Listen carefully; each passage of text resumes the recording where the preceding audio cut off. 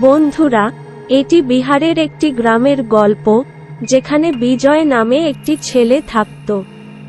বিজয় ছোটবেলা থেকেই পড়াশোনায় স্মার্ট ছিল। সে ছিল তার বাবা মায়ের শেষ ভরসা। বিজয়ের দাদা তার সময়ে অনেক ঋণ নিয়েছিলেন, যা শোধ করতে তার বাবার সারা জীবন লেগেছিল। তার কাছে সামান্য কিছু জমি ছিল যা দিয়ে সে তার জীবিকা নির্বাহ করত। মজুরের কাজ করার কারণে বাবার স্বাস্থ্যের অবনতি হচ্ছিল, কিন্তু বাবা বিজয়কে তা বুঝতে দেননি।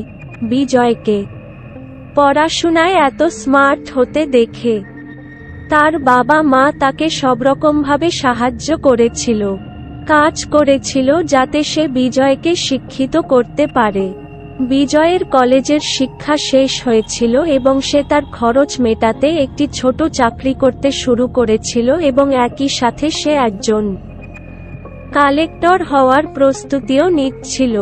বিজয় নষ্ট করেননি, এমনকি তার সময়ের এক মিনিটও।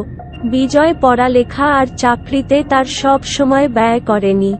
বিজয়ের বাবা জানতেন যে তিনি কালেক্টর হতে চান, তাই বাড়ির অবস্থা খুব খারাপ হলেও তিনি বিজয়ের কাছে এই কথা বলেননি, এবং তার পছন্দও হয়নি। চাকরি করতে বলায় বিজয় টানা 2 বছর পাস করতে পারেনি।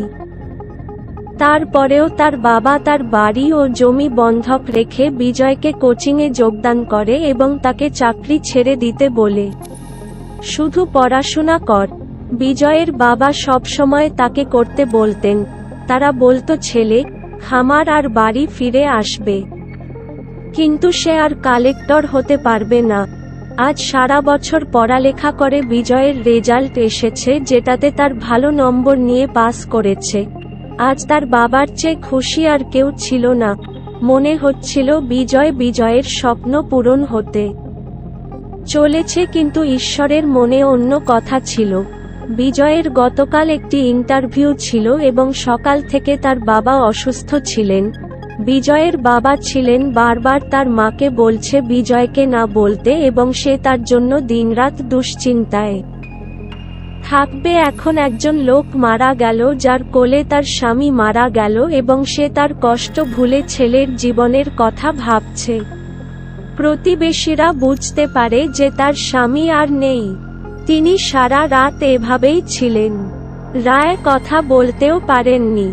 এবং সকালে বিজয় যখন একটি ইন্টারভিউ দিতে চলেছেন, তখন তিনি তার মা বাবার কাছ থেকে আশীর্বাদের জন্য তার মাকে ফোন করেছিলেন। তার সত্য লুকানোর জন্য সমস্ত সাহস নিয়ে বিজয়কে আশীর্বাদ করলেন, এবং বিজয় তার বাবার সাথে কথা বললে মা বলল, বাবা এখন আপনার সাথে কথা বলবে না, কালেক্টরের সাথে কথা বলবে। এত কথা বলার পর আমি ঝুলে পড়লাম। যখন বিজয়ের সাক্ষাৎকার নেওয়া হলো, তখন তাকে বলা হলো যে তার বাবা অসুস্থ এবং তাকে অবিলম্বে বাড়ি যেতে হবে। বিজয় কিছুক্ষণ সময় নিল। সে তার বাবার অবস্থা বুঝতে পারেনি। বাড়িতে পৌঁছে সে তার বাবার পায়ে পড়ে গেল এবং জোরে জোরে কাঁদতে লাগল। বাবা, ওঠো, দেখো, আমি কালেক্টর হয়ে গেছি। আজ তার বাবা সেই সুখ পেয়েছেন যার জন্য তিনি বছরের পর বছর অপেক্ষা করেছিলেন, কিন্তু আজ তিনি ঈশ্বর পৃথিবীতে নেই। তিনি ভুলে গেছেন।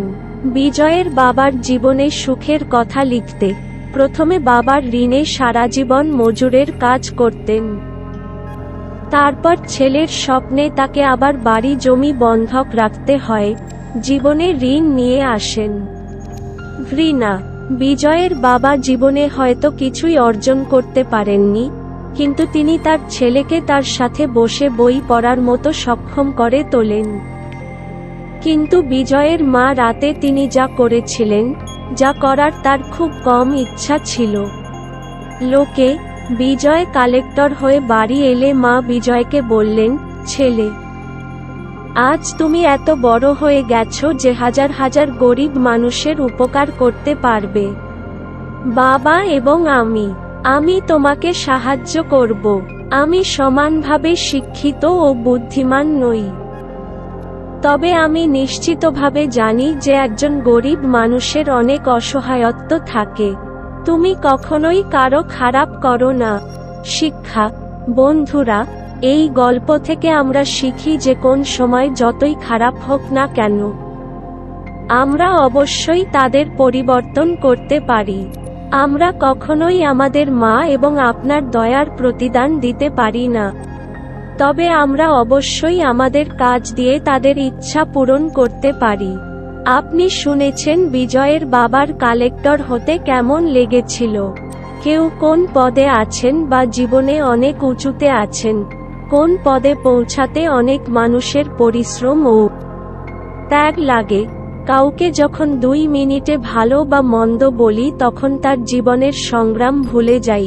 কোন ডাকার আগে কর্মকর্তা, নেতা বা ব্যবসায়ী খারাপ, তার পেছনের পরিশ্রম ও ত্যাগের কথা ভাবুন। বন্ধুরা, আমাদের গল্পটি কেমন লাগলো কমেন্ট করে জানা।